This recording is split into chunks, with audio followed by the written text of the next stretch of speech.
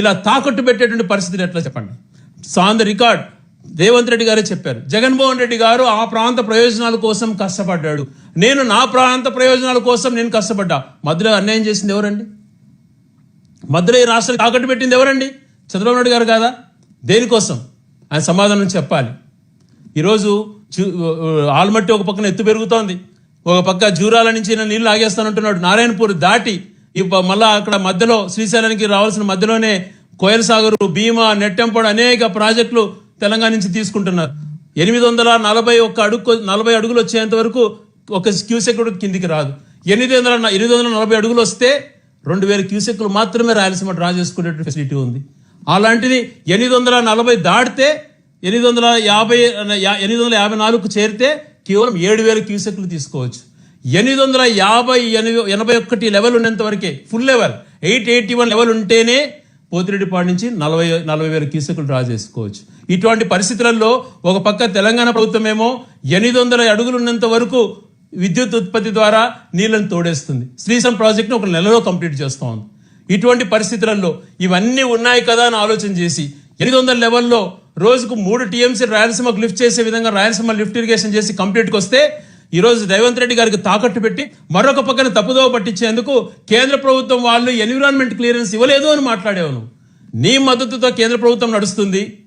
ఎవరినైనా ప్రశ్నిస్తాను, ఎవరైనా నిలదీస్తానని మాట్లాడేటువంటి వ్యక్తి పవన్ కళ్యాణ్ గారు కేంద్రంలో చక్రం తిప్పుతున్నారు నీతో పాటి. మీరిద్దరు అలయన్స్. ఇంత జరుగుతున్నా ఆయన అటవీ శాఖ మంత్రిగా ఉండి రాయలసీమ ప్రాంత ప్రయోజనాలను తాకట్టు పెడుతుంటే చంద్రబాబు నాయుడు గారు ఎందుకు ప్రశ్నించలేకపోతున్నారు? ఎందుకు నీ యొక్క పరిధిలో ఉన్నటువంటి ఎన్విరాన్మెంటల్ క్లియరెన్స్ లేదు అని అసత్యమైనటువంటి మాటలు చెప్పినట్టుగా ఇప్పుడు ప్రూవ్ అవుతోంది. మరి ఇంకొక మాట మాట్లాడుతూ రేవంత్ గారు, నేను అనేకమైనటువంటి ప్రయోజనాలు ఈ రాష్ట్ర ప్రభుత్వానికి చేశాను చెప్తే 2 రాష్ట్రాల ప్రయోజనాలు దెబ్బతింటాయన్నారు. ఇది ఒకటే మచ్చుకు చెప్పారు. ఇంకా ఏ రకాలుగా ఈ ఆంధ్రప్రదేశ్ రాష్ట్రాన్ని తాకట్టు పెట్టాడో మాకైతే భయాందోళనగా ఉంది. కేవలం నీ యొక్క కేసులకు భయపడే తాకట్టు పెట్టామేమో అనిపిస్తూ ఉంది. ఎవరన్నా అటువంటి ప్రయోజనాలు తాకట్టు పెడతారా అని? ఈరోజు నీ చేత్తో స్వయంగా నువ్వే మరణశాస్త్రం రాసావు కదా రాయలసీమకి. క్షమాపణ చెప్పాల్సినటువంటి క్షమాపణ కాదు, నువ్వు రాజకీయ నుంచి వైదొలగాల. లేదు నీకు అంత ఇంట్రెస్ట్ లేదు అనుకున్నప్పుడు, రాయలసీమ ప్రాంతం మీద విద్వేషం ఉన్నప్పుడు చెప్పు, మా దారి మేము చూసుకుంటాం, మా బతుకులు మేము బతుకుతాం. హైకోర్టు ఇస్తే హైకోర్టు వద్దంటివి, లా యూనివర్సిటీ వస్తే నిర్దాక్షిణ్యంగా తరలిస్తేవి. ఇంత ద్వేషం పెట్టుకొని ఒక ప్రాంతం పైన అన్యాయం కాదా ఇది?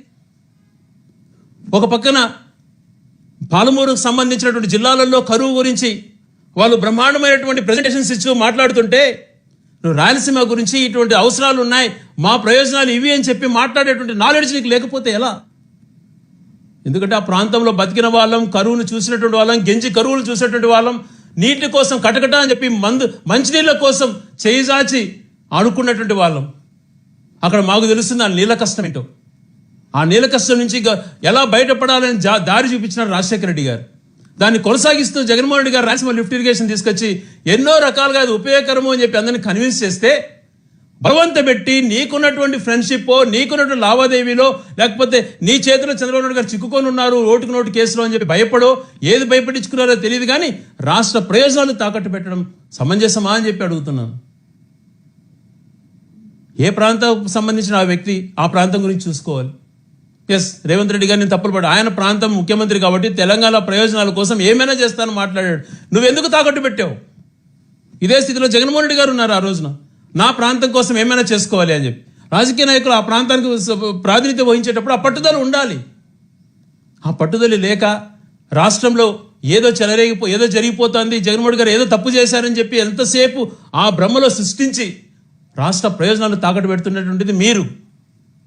ఎందుకు జగన్మోహన్ రెడ్డి గారు విధ్వంసం చేశారని మాట్లాడుతూ, ఎవరు విధ్వంసం చేసింది? విధ్వంసం కాదు, నిర్దాక్షిణంగా హత్య చేయబడ్డావు. నువ్వు హత్య చేసావు, రాయలసీమని చంపేస్తున్నావు, చంపేశావు. చాలా బాధాకరం అండి ఇది. ఒక ప్రాంతానికి సంబంధించినటువంటిది, ఆ ప్రాంత కరువుతో సంబంధించిన, ఆ ప్రాంతం సెంటిమెంట్కి సంబంధించిన, ఆ ప్రాంత బతుకుతెరువుకు సంబంధించినటువంటి దాన్ని ఎందుకు కడుపు కొట్టావు? చిన్న దాన్ని కూడా కాంప్రమైజ్ గారు రాష్ట్రాలకు సంబంధించిన వాటిలలో నువ్వు ఏకంగా ఇరిగేషన్ ప్రాజెక్టే తాకట్టు పెట్టావు అని అంటే ఎవరికి చెప్పాలి? శ్రీశైలం ద్వారా పూర్తి స్థాయిలో నీళ్లు తీసుకోవాలంటే 881 అడుగు ఉంటేనే అని చెప్పి ఇంతకుముందు రిపీట్ చేస్తాం, మళ్ళీ రిపీట్ చేస్తున్నా. పోతిరెడ్డిపాడు ఫుల్ లెవెల్ ఉంటేనే, కానీ 800 అడుగులకు మించి రానియకుండా 800 అడుగుల వరకు నెలలోనే ఒకవేళ శ్రీశైలం ఓవర్ఫ్లో అవుతున్నా కూడా ఎప్పుడైతే పైనుంచి ఆగిపోతాయో వెంటనే నువ్వు దాన్ని ఖాళీ చేస్తున్నారు. ఏ రకంగా మా ప్రయోజనాలు కాపాడబడతాయి మేము కింది నుంచి తీసుకోకపోతే? నువ్వు శ్రీశైలం కన్నా ముందు నెట్టెం సాగర్, కోయల్ సాగర్ ఇవన్నీ నెట్టెంపాడు నీకు జరుగుతున్నాయి కదా. నెట్టెంపాడు, కోయల్ సాగర్, భీమా లాంటి ప్రాజెక్టులన్నీ నువ్వు చేసుకుంటున్నావు కదా. పాలమూరు రంగారెడ్డి చేసుకో, రాయలసీమ లిఫ్ట్ ఇరిగేషన్ జరగని. ఎందుకు ఒక దాని ప్రాంతాన్ని అడ్డుకుంటారు? అందుకనే కదా అన్ని ప్రాంతాలు బాగుండాలన్న గొప్ప ఆలోచనతోనే కదా పోలవరం ప్రాజెక్టు కోసం ఆ రోజు అంత కష్టపడేది రాజశేఖర రెడ్డి గారు. జగన్మోహన్ రెడ్డి గారు కూడా తక్కువ కష్టపడలేదు. ఆయన హయాంలోనే పోలవరం షేప్కి వచ్చింది. నువ్వు ఒకటి నిర్మించాల్సిన చోట ఒకటి నిర్మించి పోలవరాన్ని దాన్ని నాశనం చేసావు. దాని ఫుల్ రైట్స్లో చేయించి కేంద్ర ప్రభుత్వం ద్వారా పూర్తి నిధులు వచ్చే విధంగా ఆ రోజు జగన్మోహన్ రెడ్డి గారే చేశారు. ఏ ప్రాజెక్ట్ టేకప్ చేసినా 100% తండ్రో కొడుకో చేశారు ఆంధ్ర రాష్ట్రానికి. నువ్వు ప్రయోజనాలు తాకట్టు పెడతావా? ఈరోజు క్షమాపణ చెప్పాల్సిన బాధ్యత లేదా నీ పైన? ఒకటే డిమాండ్ చేస్తున్నాం, రాజకీయ కోణంలో డిమాండ్ చేయటం లేదు. స్వయంగా చంద్రబాబు నాయుడు గారే మరణశాసనం రాశారు కాబట్టి, స్వయంగా చంద్రబాబు నాయుడు గారు తన స్వహస్తాలతో, తన కృషితో, తనకున్నటువంటి ఇన్ఫ్లుయెన్స్తో రాయలసీమ క్రాస్ లిఫ్ట్ ఇరిగేషన్ తనే ఆపాడు కాబట్టి, తనే అంగీకరిస్తున్నాడు కాబట్టి, అది చేసినట్టుగా పక్క రాష్ట్ర ముఖ్యమంత్రి ఆన్ రికార్డ్ అసెంబ్లీలో చెప్పాడు కాబట్టి, రాయలసీమకు సంబంధించినటువంటి ప్రతి శాసనసభ్యుడు, ప్రతి మంత్రి, ఈరోజు అధికారులు ప్రతి ఒక్కరూ రాజీనామా చేయాలి, తక్షణం రాజీనామా చేయాలని చెప్పి గట్టిగా డిమాండ్ చేస్తున్నాం. ఈ ప్రాంత ప్రయోజనాల కోసం ఇంత దారుణంగా చంద్రబాబు నాయుడు గారు తన ప్రయోజనాల కోసం తాకట్టు పెట్టాడు కాబట్టి ఏ ఒక్కరు పదవిలో కొనసాగడానికి మీకు హక్కు లేదు. రాయలసీమ ప్రాంత ప్రజలు కానీ ఒంగోలు, తర్వాత ప్రకాశం, నెల్లూరు జిల్లాలకు సంబంధించిన వాళ్ళు, కృష్ణా నీళ్లు వాడుకునే వాళ్ళు ప్రతి ఒక్కరూ కూడా ఈరోజు వాళ్ళ గుండె ఘోషిస్తుంది. రాత్రి నుంచి వాళ్ళు ఎంతో ఆందోళన చెందుతున్నారు. ఏ రాష్ట్ర ముఖ్యమంత్రి చేయనటువంటిది దేశంలో కాదు కదా, ఎవరు కూడా చేసినారు. ఆ ప్రాంత ప్రయోజనాలు తాకట్టు పెట్టిన వాటిల్లో నెంబర్ 1 చంద్రబాబు నాయుడు గారు అన్నటువంటిది స్పష్టంగా ఆధారాలతో సహా వచ్చాయి.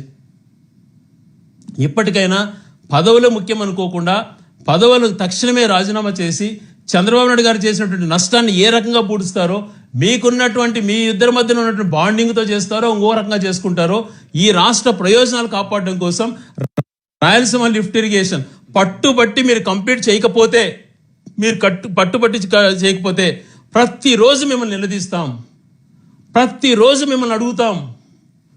మీ బాధ్యత రాయలసీమ లిఫ్ట్ ఇరిగేషన్ ద్వారా రోజుకు 3 TMCలు తీసుకుంటే, గండికోట దగ్గర ఒక అడిషనల్గా ఇంకొక రిజర్వాయర్ కడితే, నెల్లూరు సోమశిలను సస్యశ్యామలం చేయొచ్చు, కండలేరు వరకు ప్రాపర్గా నీళ్ళు ఇవ్వచ్చు, ఒక పక్క చెన్నైకి నీళ్ళు ఇవ్వచ్చు, మరొక ద్వారా వెలుగొండ ద్వారా ప్రకాశం జిల్లాను సస్యశ్యామలం చేయొచ్చు.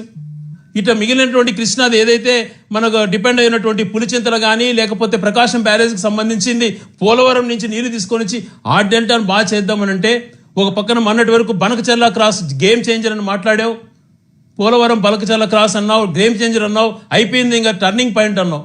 ఇప్పుడేందో మళ్ళా సాగర్ అంటున్నావు, ఇంకొక సాగర్ పోలవరం నుంచి, అది కూడా కన్ఫ్యూజన్. అది కూడా స్పష్టంగా తెలంగాణ వాళ్ళు దాన్ని 80% జరగనీయమని చెప్పి ఛాలెంజ్ చేస్తున్నారు. నల్లమల సాగర్, పోలవరం టు నల్లమల సాగర్ అంటున్నారు. ఇప్పుడు మళ్ళీ కొత్త పేరు పెట్టేసేసి ఆడ గేమ్ చేంజర్లు ఏమైనాయో తెలియదు. ఈ రకంగా పూర్తిగా మా ప్రయోజనాలు తాకట్టు పెట్టినందుకు క్షమాపణను ఎట్లా, ఇది కాదు, క్షమాపణతో పోయేది కాదు. ఇది మాకు మరణశాసనం రాసావు కాబట్టి ఏ రకంగా నష్టాన్ని పూడుస్తావో నీకు ఇంకా మరింత అవకాశం ఉంది. నష్టాన్ని పూడ్చకపోతే మాత్రం గట్టిగా నీకు బుద్ధి చెప్తాం. ప్రతిరోజు మిమ్మల్ని అందరినీ కూడా ప్రశ్నిస్తాం. మేము ఒక్కటే డిమాండ్ చేస్తున్నాం, ప్రయోజనాలను అంగీకరించినాడు కాబట్టి, స్పష్టంగా కనపడుతోంది కాబట్టి, ఈ రాయలసీమకు సంబంధించినటువంటి ప్రతి ఒక్కరు అధికారంలో ఉన్నటువంటి మంత్రులు కానీ, ఎమ్మెల్యేలు కానీ చంద్రబాబు గారిని నిలదీస్తారో, మీ రాజీనామాలు ఆయన ముఖాన్ని కొడతారో త్వరగా నిర్ణయించుకోండి.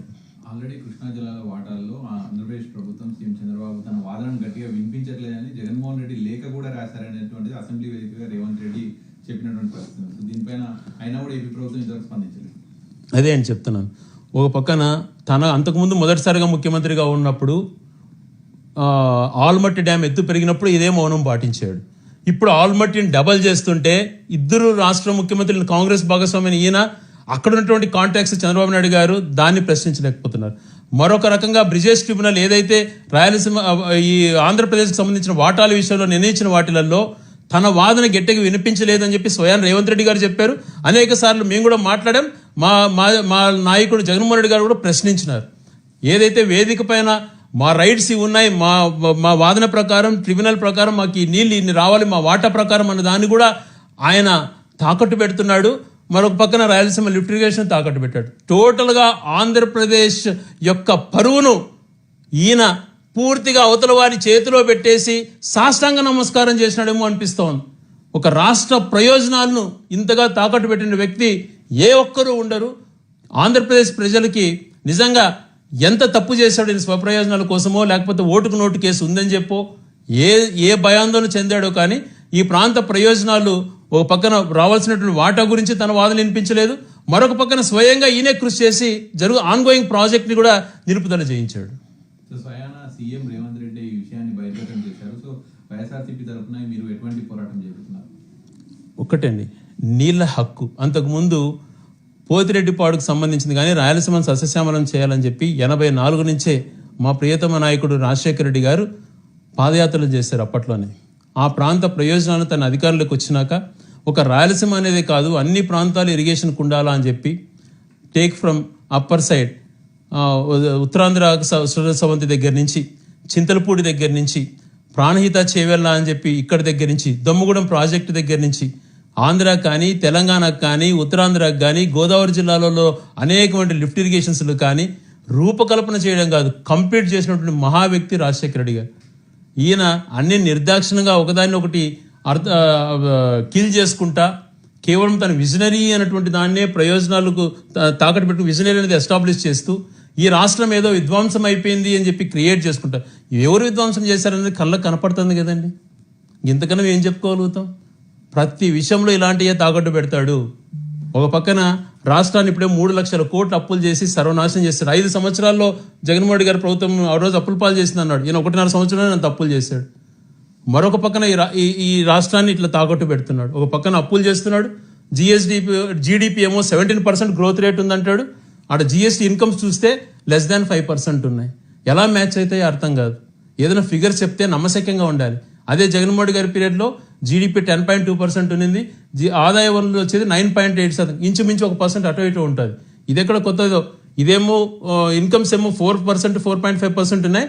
జీడిపి ఏమో 17%. ఇట్లా మోసపుచ్చేటువంటి మాటలతో కాలం గడుపుతావు తప్పితే నిజాయితీగా చేసే పరిస్థితి లేదు అని చెప్పి మరొకసారి స్పష్టమైంది.